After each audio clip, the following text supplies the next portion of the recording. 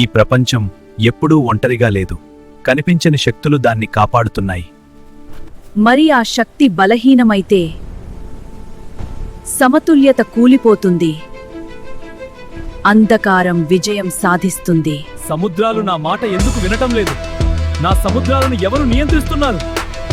ఇప్పటి నుంచి అవి నావే. పంచభూతాలైన అగ్ని, జలం, భూమి, ఆకాశం, వాయువే మన శక్తిని కోల్పోతే ఈ లోకాన్ని కాపాడేదెవరు?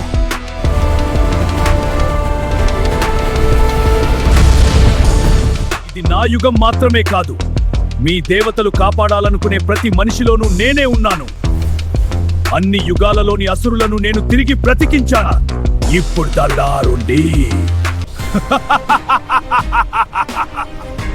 ఈ యుద్ధం గెలవాలంటే అందరు దేవతలు, అన్ని యుగాల నుండి, అన్ని అవతారాలు ఒకేసారి రావాలి.